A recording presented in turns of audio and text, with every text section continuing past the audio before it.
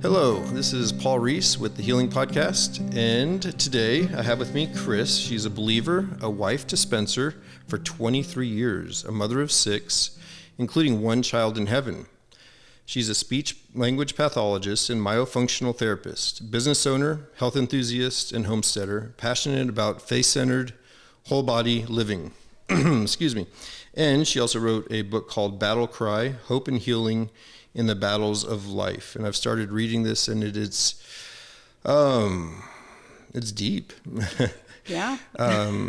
Just to be perfectly vulnerable, my wife and I just went through, we've had a total of 3 miscarriages. Sorry. And just had 2 in a row, and this last one was hard because we went in with baby Jay to hear the heartbeat, and there was no heartbeat, and then she had to wait, for the baby to pass. And before it was just, it was 4 or 5 weeks in, and then, there was bleeding and cramping, and she would pass. But this was like, we went in with hope, Of course. And it's so we had to process different emotions still going through it, and I had to pray specifically against anger. And we both have just talked that, we're pushing things down right now, and we were both aware of it. Yeah. And I know you have a story that is similar and much more intense, honestly. But I'd like to kind of hear from you, kind of your story and what you've been through and how you've come out of it. All right. Well, first off, I'm just sorry that y'all been going through that. It's traumatic. It's tragic, and but it's going to make you better. It's going to make you better parents. It's going to make you better people. Not that you would ever want to go through it, but on the other side, it's a deepness, like you said. It's deep. It's, I'll tell my story, but I've noticed, I was kind of trying to think about what all I wanted to say, and I was thinking about, I listened to your first podcast, and it was fabulous, and I thought, there's a deepness and a richness in people that have been through loss, who have been through a tragedy that you don't see in other people, and deep calls to deep. So you really, you search out that deepness in others, and I admire it more than most qualities. I can tell when someone's been through something, and it just, you look more like Jesus, you just do. But my story goes back 18 years, which I can't believe that it's been that long. But my husband and I had been married, maybe 7 years at that time. We had an adorable little 3-year-old, Chloe, who y'all all know, and we were expecting our second daughter, Charlie Kate. The entire pregnancy was perfect. Every sonogram was perfect. There were no complications. I had no reason to think anything was wrong. We had actually just been to our very last appointment, and everything was perfect. They actually said she was bucking like a bronco, and we went home. It was right before Christmas, and so all the family was coming in. I know you've read about it in the book, but we were busy. We were setting up for Christmas, not really thinking about much. Family was arriving. We were, making cookies, decorating the tree, and I started noticing less activity, for my stomach. When you're pregnant for 40 weeks, you just get used to a certain amount of activity, but I, in the back of my head, thought, I'm just busy. I just need to sit down. I'm sure if I sat down, I would notice all her activity. And after a couple of hours, I went upstairs into her little nursery and sat down, and I had bought one of those little cheap kind of Dopplers so you could listen to the heartbeat during the pregnancy. And I sat in her little rocking chair and all by myself, and I put on the Doppler, and I heard 2 heartbeats, and I was like, okay, good, there it is. Still low activity, but I thought she's fine. So went on with our evening, went to bed that night, woke up the next morning, and just like you do, I'm sure you've done with Brittany, you lay there in the morning and feel all the activity, and there was nothing. And there was that deep, like, something's not right. So we called the hospital. They said, why don't you come on in? It was Christmas Eve. That day was Christmas Eve. And they said, why don't you come on in? Let's put your mind at ease. I thought, we'll get a heartbeat. We'll know she's okay. I was due for my C-section on December 26th. So we were going in the very next day, first thing, like 6 a.m. for the C-section. And I thought, this way I can enjoy Christmas. I'll make sure she's okay. We got in the car. We didn't even take our bag. We had the nursery ready. We had her bag packed, my bag packed, but we didn't take anything because we thought we're just going to make sure she's okay and come home. And we get there, put on the hospital gown, the nurse comes in, starts the sonogram, and pauses. And he's pulled the screen up, right in front of us. And he says, it was a male nurse, and he said, "I'm seeing something I don't like." And we could see it. He had it locked in right on the 4 chambers of the heart, and they were completely still. And I said, "Her heart's not beating." And he said, "No, it's not. I'm sorry." And he just turned the monitor off. And it was kind of like I don't know, it was surreal. I don't know how to explain it. I just laid back instantly on the bed, kind of, I'm sure it was shock, but just kind of swirling. Like I talk about in the book, Spencer, it was a completely different reaction. I'm usually the very outwardly expressive, and he's the quiet, kind of takes it in, but he instantly just dropped to the floor and started wailing. All the nurses and doctors went over to him, were trying to help him, and I just kind of was in, it felt like it was otherworldly. And they moved us to another room where we called all of our parents. Everyone was waiting at home for us, and told them. Then they took me into the OR. I had the C-section. It was deafening. Usually when I'd been in a C-section with Chloe, and the doctors are laughing and chatting and telling stories and it's a fun environment, and it was silent. And as soon as, I felt them pull her out of me, the doctor, because you have there's like a screen up where you can't see, and he peeked his head over and he said, "She's beautiful." Oh, no. And, and then, the rest, they wheeled us back, and then it was just recovery. And, it was just a hard day. And we were, you go through all the emotions. You're angry, you're scared, you're all the things. And funny enough, we were most angry that it was happening during Christmas, because we love Christmas time. And it just kind of felt like it was being robbed from us. Not only were we losing her, but we were losing this. It felt like this special time. We made the decision in those first few hours that we didn't want to see her, which sounds crazy, but I thought, if I have to hold her, if I have to smell her, feel that. She weighed 7 pounds, 3 ounces. I mean, that's a baby, Right. I thought, if they give her to me and I get her for a couple hours and they take her away, I don't know how I could do that. So I can't even imagine that. I couldn't either. Like on this last time with Brittany, she basically had a mini delivery in the bathtub, and there was this little tiny perfect head, and I literally just, as hard as I can, try to force that image that I saw out of my head. Of course. And just, I mean, it's so unnatural to observe that or to experience it. And yeah, my heart goes out to you. I don't blame you. I probably would have made the same decision. Right. And I didn't know if we would regret it, but I just keep trusting. Like I had to trust that was the decision. That's what our hearts can handle. Right. And so the nurses, though, came like every couple of hours and would say, "Are you sure you don't want to see her? She's beautiful." They would describe her, her fingers are long. She has beautiful blue eyes. Like they just came in and were like, "Please see her, please see her." One of the nurses, on her own accord, I had so many, like what happens in most tragedies, there's just these angels that come in and are amazing. She went to, I can't remember if it was Walmart or Target, and she bought a little hand cast kit and did a hand cast of Charlie Kate's hand for me and brought it in, and she had painted it pink, and still have it in our bedroom to this day. But that meant so much to me because it's like raised, so I can feel all of her little, the little wrinkles on her little chubby hand. And another cool story, I didn't even know I did it. It's all a blur, but I gave permission to someone to come and take pictures of her. It's an organization called Now I Lay Me Down to Sleep. And it's such an incredible story. It's in the book. But the woman who was called up on Christmas Eve to come and take her pictures came and did it. And I didn't know she had done it.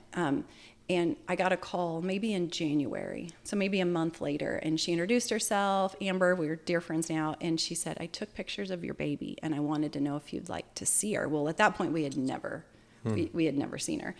And it took me a minute, like we had to really pray about it, and we said we would love to. Well, the neat kind of story is that she had been chosen by, do you remember that? I shouldn't remember this, but it was the television show where they would take Extreme Home Makeover. That's what it was. They had been chosen by Extreme Home Makeover because their home had been damaged in a flood to redo the entire house. And at that time, Ty Pennington had renovated her entire studio because he knew that she did these pictures. So not only did we get to see pictures of Charlie Kate, but we walked into this completely like 2-story beautiful studio that had just been remodeled. And all of the pictures were put up on a 2-story screen, and she had set it to music. So we sat in there just weeping as all these, I mean, it wasn't just, here's a picture. It was incredible. And how long was the time process between the event and then knowing that you could see those pictures? I need to look back. It was a month or two. It was either January or February of that month. So, but I didn't think I would ever see her until heaven. So it was, at that time I was thankful to get to see her. And of course now we have pictures of her in our house, and we talk about her all of the time. So yeah, that's kind of our story. The biggest thing though, and I was trying to, think again about what to share. And I think the hardest, besides missing her, was when we got home from the hospital.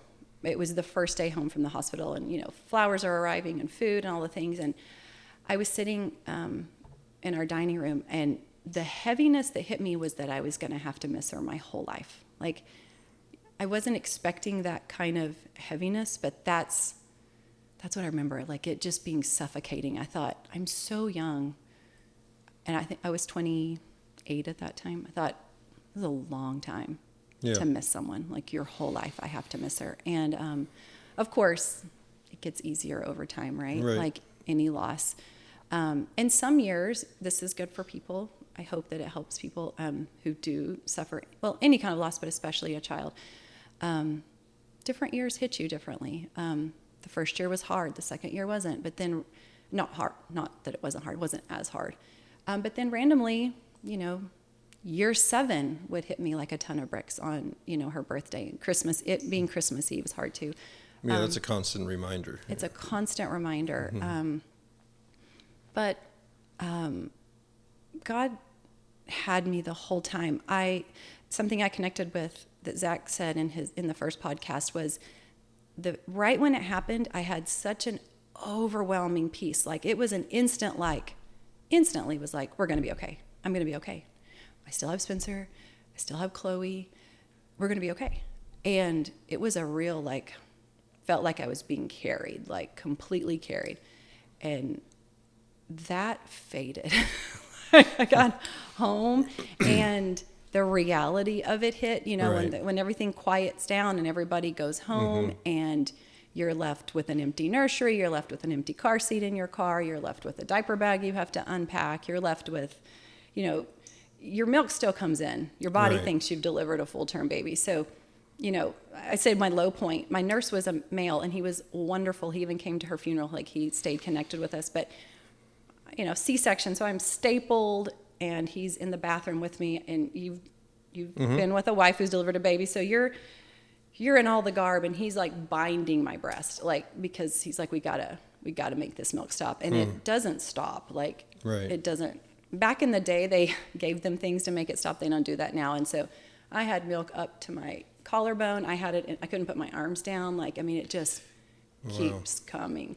So it kind of felt cruel. It just, but your body's doing what it's supposed to, what it was made to do. But anyway, so I was just saying that, that warm fuzzy kind of faded, and anger definitely in your sits book, in. you said there was a season where you didn't smile as much. For sure. And if your family, all of y'all are very joyful, beautiful, positive people. And so to imagine that smile going away, that's sobering. I noticed that when my mother passed, the grief has a timeline much different than any other emotion. If I get sad, I can be sad and then cry, and then I'm not sad anymore. Yeah. Or if I get angry, I can get angry and then I'm not angry anymore. But grief is all of a sudden, it's I'll smell something that my mom used to bake, and my eyes will just flood with tears. And so I can imagine, with losing a child like that that would be so intense. Yeah. So what did the process look like? You said it immediately was almost numb. Did you experience like just disconnectedness or anger or sadness, or was it just so complex moment to moment, or how did that look? I mean, like initially, like I said, I felt so, it was so peaceful. Like I laugh now because I went home and sent out an email to all of my friends and family, letting everybody know. This was, of course, before everything was social media. Sent an email out to everybody, letting them know, what had happened, but God had us and we're going to be okay. And that's all true. But I looked at it 6 months later and was like, what? Where was that strength coming from? Because, even a month later, I was facing the carpet screaming so Chloe couldn't hear me, and broken and mad. And another feeling I felt, which is probably pretty common with loss, was forsaken. Like I just felt like God had overlooked me. My best friend and my sister-in-law were pregnant at the same time with little girls, and thankfully they were born perfectly and healthily, but I had to go. Right. And here's something that I've learned. God, at least he does with me, is he had me walk through those places that I was afraid of.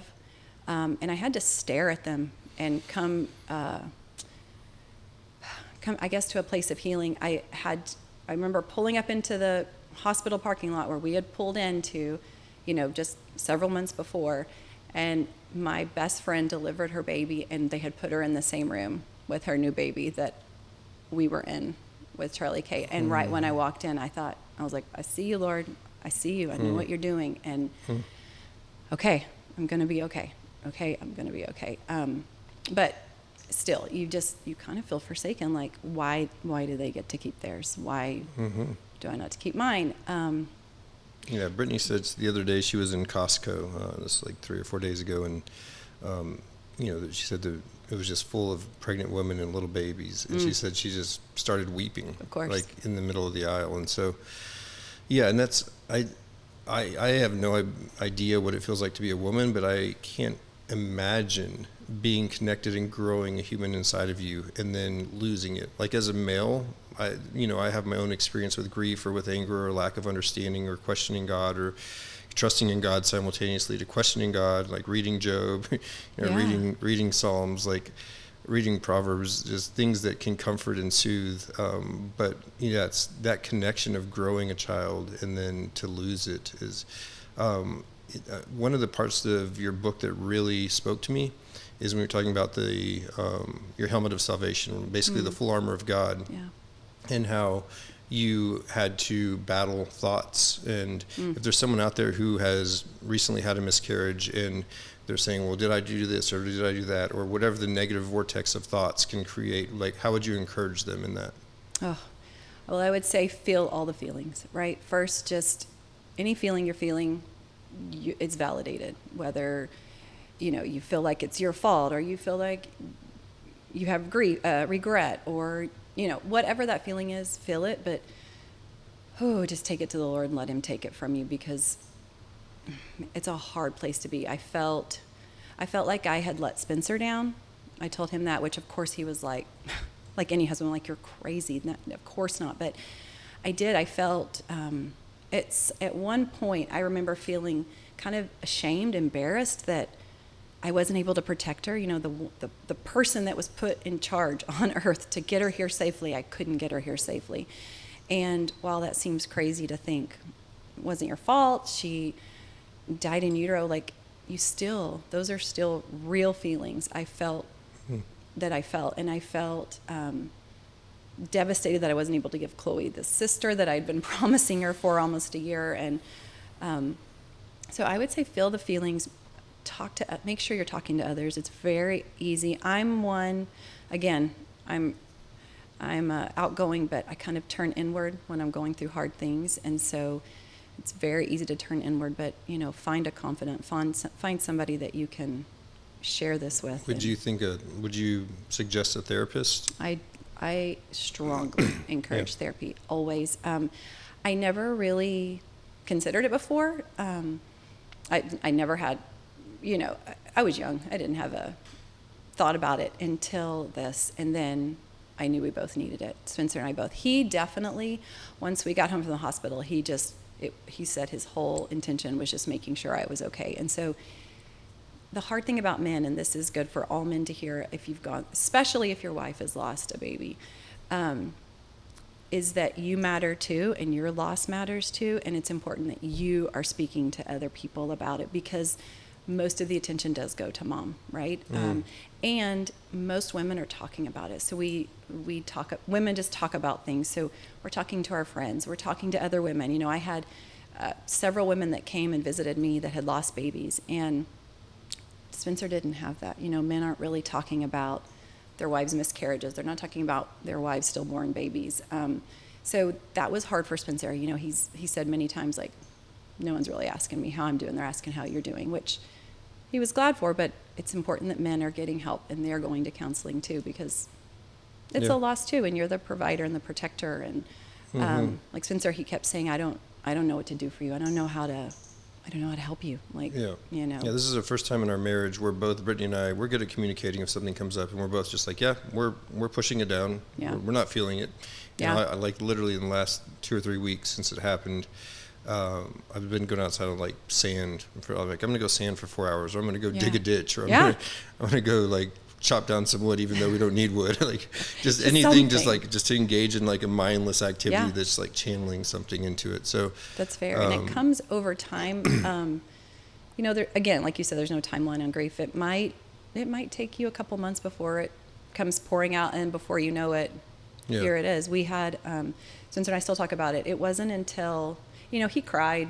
I cried all the time. I was always crying. He wasn't so much. And it wasn't until our first Christmas with Charlie Patriot, our son that we named after her. So it would have been, 10 years later. It was Christmas Eve, and we were on vacation in the mountains, and he came. I was going to sleep, and he came in the room and just broke. And that was 10 years. Not to say that, again, that he had never cried, but nothing like that. And he's like, it really took me that many years. He said he didn't even know really why it hit him so severely then, but interesting. Yeah, that was going to be one of my questions is, whenever the first year or two after my mother passed, like if I started to tell someone about her passing and how great of a mother she was, I would, tear up and become emotional. And even with other major traumatic things that have happened in my life, like there's a certain point at which I can recant the story and there's no emotion involved. Right. Like how long did that take for you before you could kind of compartmentalize that experience and just share it without bawling and breaking right. down? That's a good question. And you know what?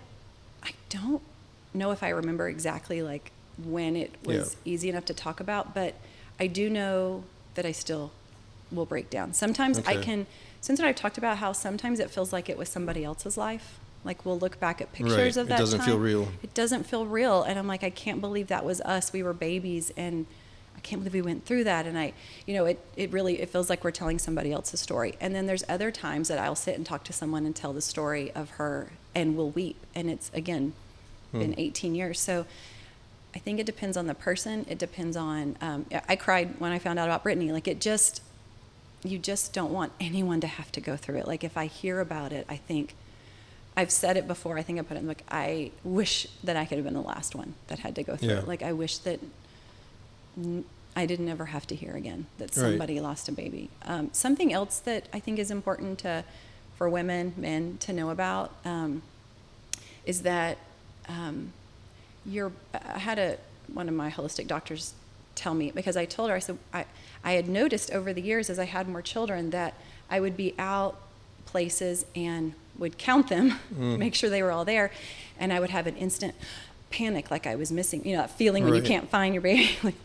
And I told her, I said, I'm doing this randomly. We were at the beach that time that it had happened, that I talked to her about it, and she said, your body knows you had another baby, so don't be surprised when it looks for it. Your internal count. Yes, and it doesn't happen all the time, but randomly I will count the kids and catch my breath. Get that little jolt. Yes, and I'm like, nope, that's all of them. So I thought that I had never heard that before, so I think it's something real to tell moms and dads that it's not. Of course, your body does know it had another Right. baby. Where is that baby? So, Yeah, one thing this is a deep question, and you can answer it however you'd like to. But one of my main tensions is when you read the Bible, it says, "Be fruitful and multiply." You know, and you have Brittany's an amazing mother. yes, I love baby Jay. I want to be a father that loves a child, and it seems as though God's will plays into it to some degree. I know there's the physical component of it. There's physical reasons sometimes, but did you ever have a tension or wrestling with God's will? yeah. And what does that look like for you? How did you get through Oof. that? Yes, I did, for sure. Before that happened, we were at church all the time. I was, hands raised, praising the Lord, leading a Bible study at my house with young moms, just digging and on fire. And after it happened, I had a hard time reconciling how I felt. Like, if this is the Christian walk, do I want this? Is this, God, if I'm giving my whole heart and you can't protect my baby, like, am I sure? Like, I was sure, but those are the questions. Like, my foundation was solid, but you're still like, this is a vulnerable place to be, Lord. And I have a distinct memory of being at the very first time we went back to church after losing her, and like I was recovered enough to walk and stuff, and I wouldn't put my hands up. I was like, I didn't sing. I just had my hands to my side, and I was letting it wash over me, but I was angry. And Was it that you no longer felt like the surrender to God's will because you didn't trust it, or what does that represent to you, the lack of raising your hand? It was almost like a defiance. Like I'm not going to be that open to you until I understand it. I don't know if I trust you. Like, can I trust you? And maybe just more of a rebellion. I don't know what it was, but it didn't last long. I quickly realized that I was nothing without him and couldn't get by day to day without him. And so it quickly went from that. I would say I went through the anger phase pretty quickly, and then it was just a kind of a raw, guttural, like, rescue me. Did it create any fear for having other children? 100%. Yeah. 100%. I had never even considered losing a baby. Right. We got pregnant with Right. Chloe easily, no problems. We got pregnant with her easily, no problems. Terrified. I was terrified. I also, at that point had only heard, the first 3 months are when you're kind of nervous. That's when the highest chance of losing a baby are, the first 3 months. So once I'd gotten past that, I was like, whew, okay, we're in the clear now, just to get her here. And it's not like, some people are like, well, we lost the baby at 4 months. Okay, if I can get past the 4 months, then, but you can't think that when worst case scenario. Yeah, if you get to the very end and you lose the baby, you don't really have Right. that safety net. It's like maybe another half hour. Yes, Yeah. right. And I will say that when I was pregnant with Hudson, so we got pregnant 2 months later. There you go. I was saying they don't in the medical world recommend that, Yeah. but we walked in. I told you before that we walked into RB with kind of our heads held down, like embarrassed, like we were not.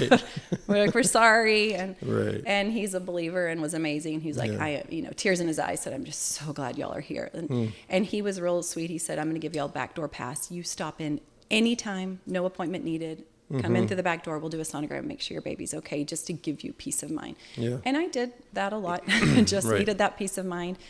But let me tell you, it was a mix of, Lord, I trust you, but Lord, I'm so scared. Please don't let this happen again. And I hadn't reconciled, what would keep him from allowing it to happen again, right? Right. There weren't really answers. They, physically, they said the umbilical cord was wrapped around her neck 3 times. But lots of babies are born Right. with the umbilical cord wrapped around their neck and are just fine. So and it happened, at the last minute. Right. And the woman who took her picture said that it couldn't have been long because she'd photographed a lot of babies, and the way a lot of them look by the time they're delivered. She's like, it had just happened. She's like, she was still so fresh. It had just happened. So it was a daily, like, Lord, please have mercy. Please let me have this baby, you know. And I wouldn't say that I had a full surrender, like, oh, I'm going to be, I'm totally free and have full peace.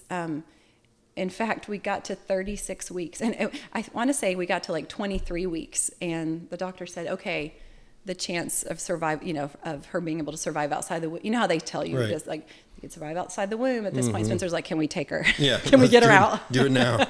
He's like, you don't want to do that. So we got to 36 weeks, and one night, and of course I obsessively checked her, you know, obsessively, every probably 30 minutes, the entire 36 weeks.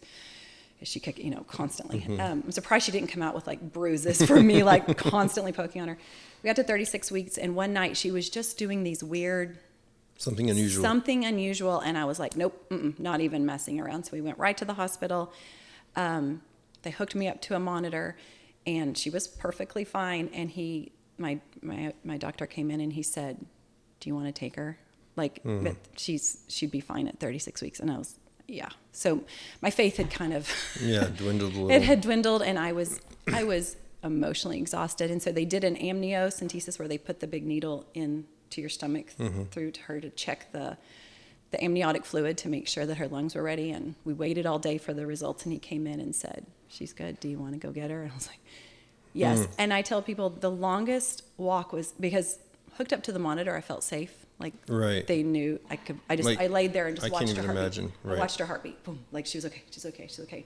They had to unhook me so that I could walk to the OR for the C-section, and it felt like eternity. It was 10 miles away. And as soon as I got back in the OR and they hooked me back up and I could hear it again, I was like, oh my gosh, she's really going to get here. Like, this is really going to happen. I'm going to get my baby. And I just can't express when she was born. She's been spunky from the moment she was born. And so redemption. In my perspective, when I talk about healing, to me, healing means to be made whole and to lose a child. In some way, does having another child almost create that wholeness, or is it always just going to be? I actually want to read. It's rare in a book that the first page in the preface says, the saying "time heals all wounds" isn't true. God heals all wounds, and over time, those memories go from deep wounds to a scar. Time only cushions the blow. My smile faded for a season, but God found it. He will find yours too. And do you think that it's possible to be made whole after something like that, or is there always going to be a hole and a scar? Gosh, I really feel like there's always a scar. I think you're made whole in a new image, if that makes sense. God creates a whole new person out of you, right? I mean, you just have a whole new image, that the person that you become after the tragedy. But I do feel like that scar is there. You know, when it first happens, it's this big, gaping, oozing wound. I physically had that I had 3, so I ended up having 3 total C-sections. But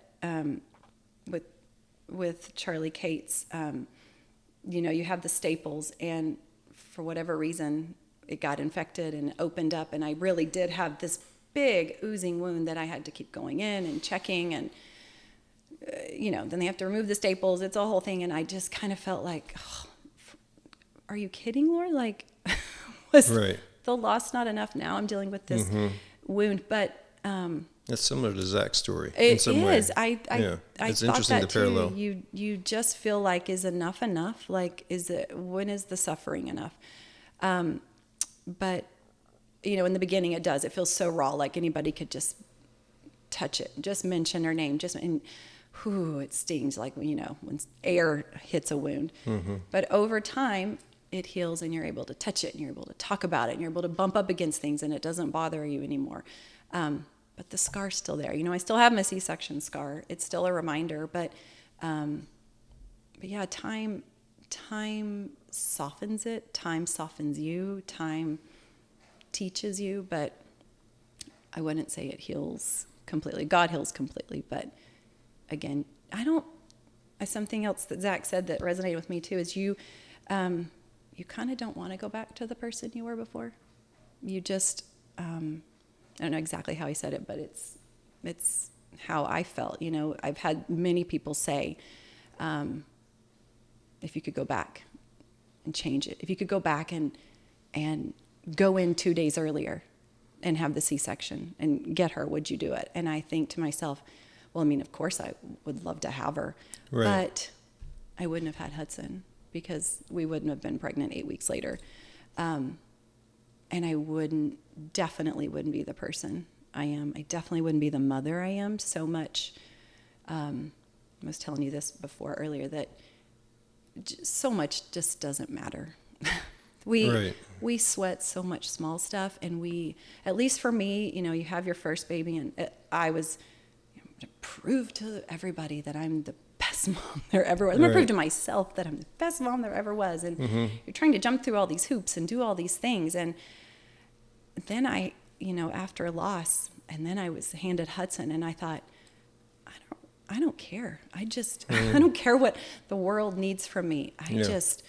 I need the Lord, and I need my babies. I need my husband. Like, I stopped caring so much about all of this fluff. And that's carried into my parenthood. That's carried into Spencer's. Like, we're just not the same parents.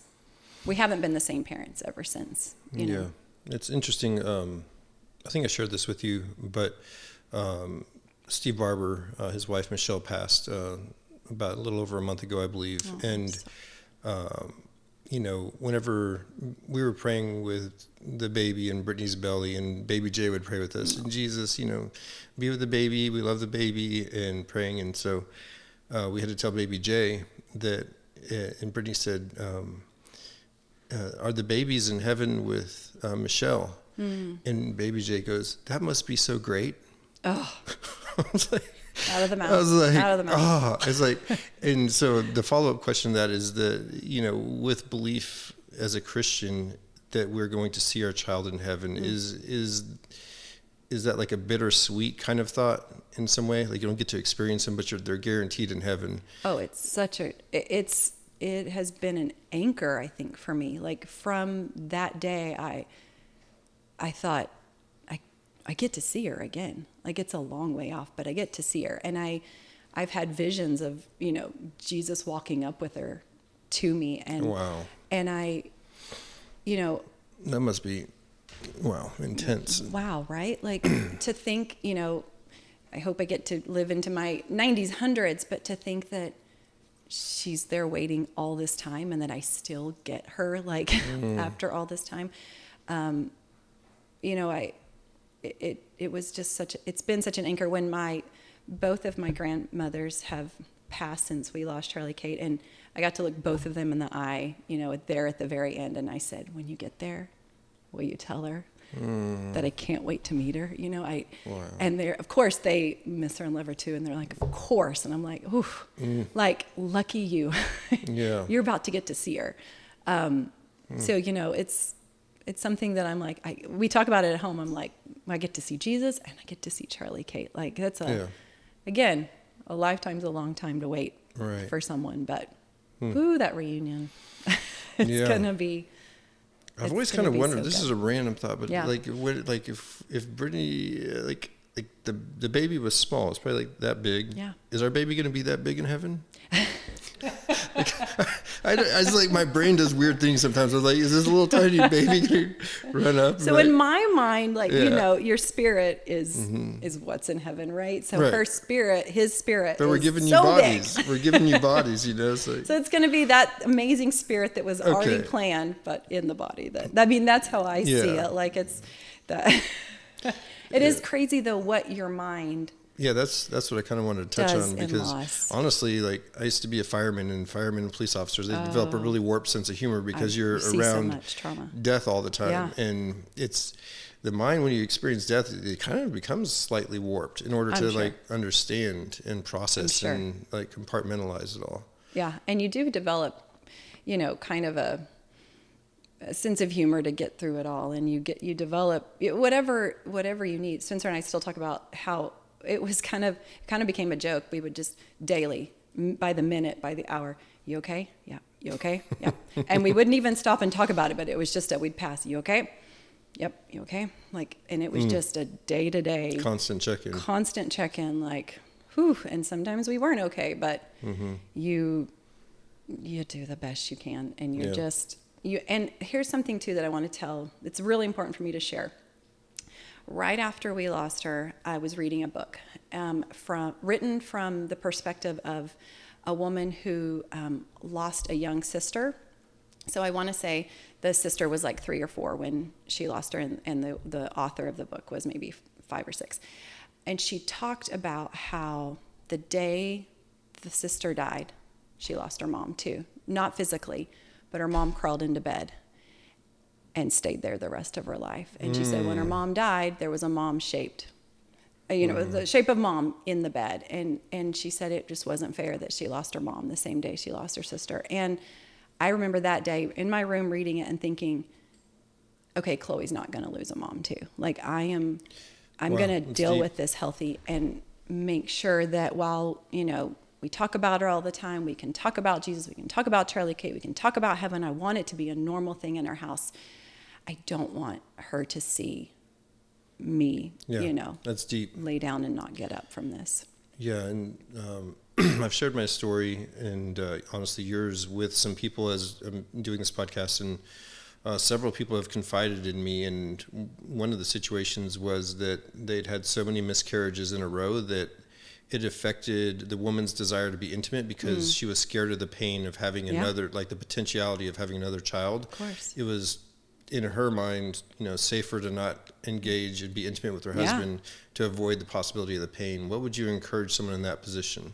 Like, how would you encourage them? Gosh, I would think they probably would definitely need counseling, a place that they could both sit and share that, because if you're in that place, sometimes the person you're talking to, if you're trying to talk to your spouse, and that's the person that you're maybe afraid to be with, that might not be the best place for you to have that outlet. So I think definitely counseling, because that's real. It's scary to love again, right? If you have the chance that you could lose again.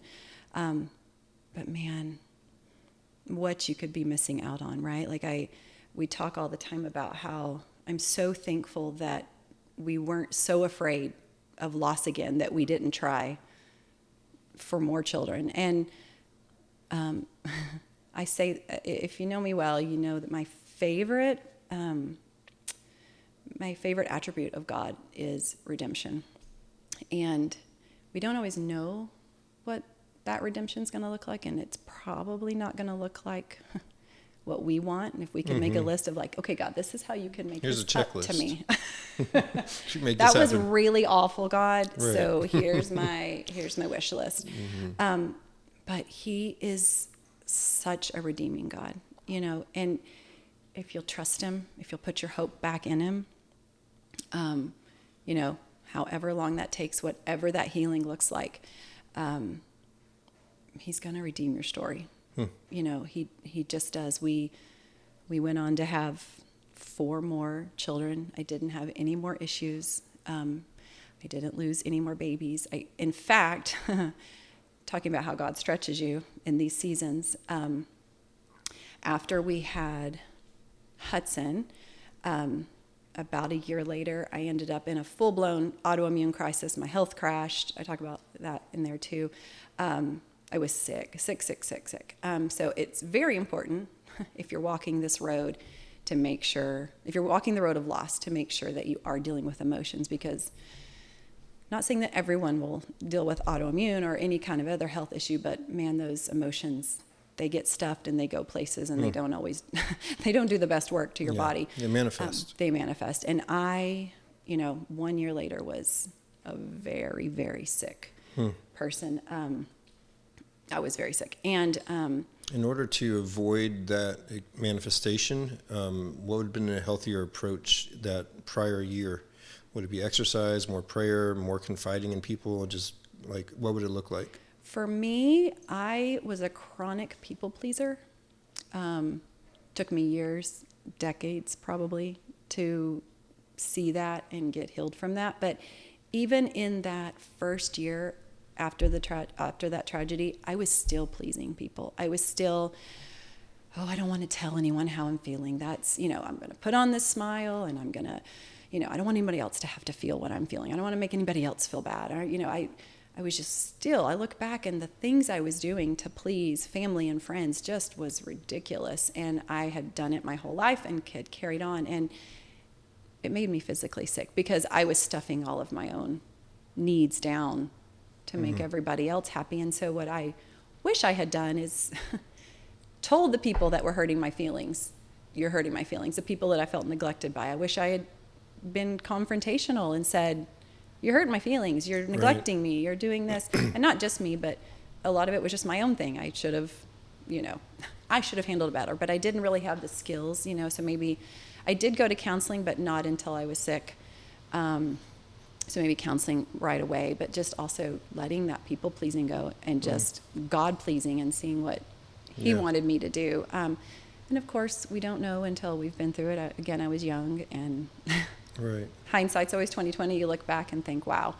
And when you're staring at a health crisis, I mean, I was, again, just about every organ in my body was a mess. It was just bad. And I was having to stare at, what the future looked like. And instead of being like, do I get to have more children, it was, am I going to live long enough to see these two girls be raised? But the neat story of redemption is that we went on to have more children after that. I found a holistic doctor. We flew to Florida, found a holistic doctor there, and then he sent us back to the Metroplex, where I found an amazing holistic doctor and started the healing. And of course, you find in healing that it's never just the problem, right? You go and you're like, I need to be healed from losing a child. And they're like, ooh, you got way more. There's something underneath that. There's layers, and you've got generational stuff, So God started the gutting of me. So I would say that, you think you're gutted when you lose someone very special to you. But, and I was, but the true gutting began when I got sick, because all of a sudden it was a desperation to get well for my kids. And it was, look at all of this that you need to deal with. But in that, I decided to start going completely holistic, and ended up finding a doctor when I got pregnant with our fourth, Finley, and was able to VBAC with her. So vaginal birth after C-section, which is not usually ever done after 3 C-sections. No one allows that. An amazing doctor in Denton allowed me to do it. And but what I was going to say is how the Lord stretches you. I got to 36 weeks with her and was like, whoo. But I knew we were going natural, so there's no C-section to rescue me this time. Got to 37, 38, 39, 40, still no baby. 41, still no baby. 42 weeks. Yeah, I would have been tempted to. She finally came, but I am telling you, it was me and the Lord, like, he was just saying, trust me. And I knew he was breaking that altar of fear that I just was clinging to, So anyway, it's amazing how he has you walk through those things. But then the redemption, and like I said, redemption looks different, because while I was given all these babies, kind of like Job, you're given all these beautiful babies to redeem, I still didn't get her, right? Like you still, when you say, am I whole? Like, I'm so happy and I'm so blessed and I'm so thankful, but, I feel like whole would have been her too. Right. Like, can I have her and Hudson? I was actually going to bring up Job because, a lot of the part that's skipped over is the blessing at the end. Like he has a lot, like the blessing comes at the end, but Job is, I think it's the hardest book, besides Revelation, the hardest book in the Bible for me to understand and wrap my head around. But there is, I believe, those books are the most harshest reflection that we need, that are truth-based in trusting God's sovereignty. And that's hard. It's hard. So much of, so I want to solve it. I want to understand it. I want to make sense of it. Here's what justice looks like in my mind. Here's what righteousness looks like in my mind. Here's what healing, like we want it, and it's such a tension in our spirits with understanding God's will. But God said, "Where were you?" when Right. basically, like, when I created everything that you're a part of, where were you? Right. Yeah. But yeah, is there anything else that you'd like to say to anyone? I've actually benefited greatly from this conversation. I think a lot of people will, and I appreciate hope. your openness and vulnerability in sharing this. Is there anything else that you want to share with anyone? I mean, And also, where can they find this amazing book at? It's on Amazon Nice. right now. At the end of the day, go through like I said, go through the emotions, go through the feelings. They're all justified, but I don't know how I would have done it without Jesus. Like, it's not just cliche. You really. It's easy to say, praise the Lord and Jesus is my Savior when all is right with the Lord, right? When all is right with life and you're prospering and everything is good. But when you're in a empty nursery, and it's just you and the Lord, you better know, what your foundation is in your salvation.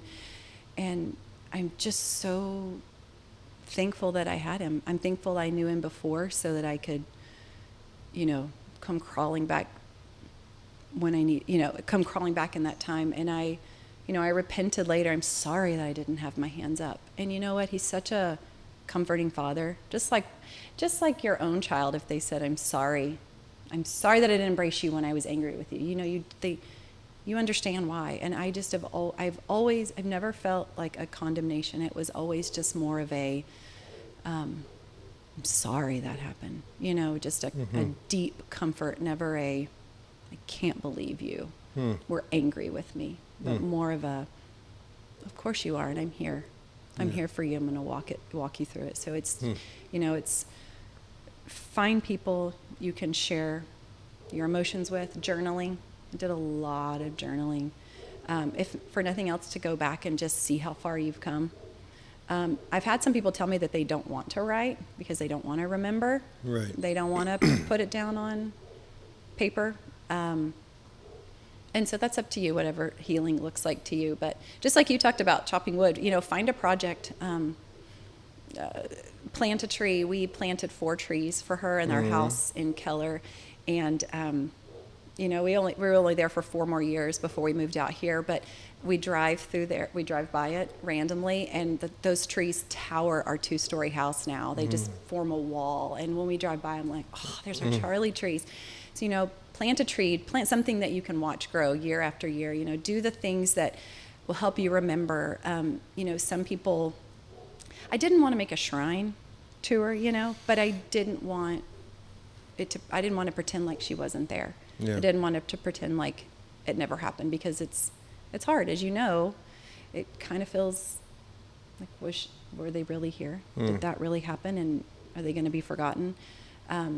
So again, we have pictures of her in our house. We have her little handprint in my bedroom, and we talk about it openly. And I think that's important too, is that I know your little Joe is still little, but we talk about, to our youngest scout, we say, your big sister is in heaven, and she knows that. She'll say, she'll ask questions like, when I get to heaven, will I get to meet my big sister? I'm like, yes, you will. So, I think just making it normal so it's not so taboo. I feel like I've read books too where people were like, I didn't ask my mom about it. She didn't talk about it. Dad didn't talk about it. So we didn't talk about it. And it kind of created this,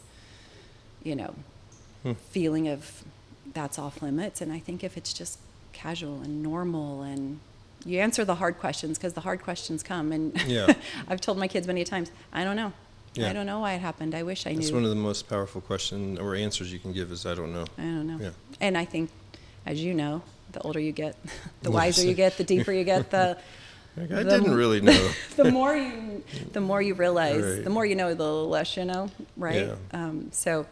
But it taught me a lot, and again. Yeah. In order to close this out, if you're open to it, we can. If you're not, that's fine. But I would, if you could say a prayer for anyone who's lost a child or is going through the process of processing a miscarriage right now. Just say a prayer, and that'll kind of end the podcast. That'd be amazing. If you could. Yes. Oh Lord, we just come to you right now.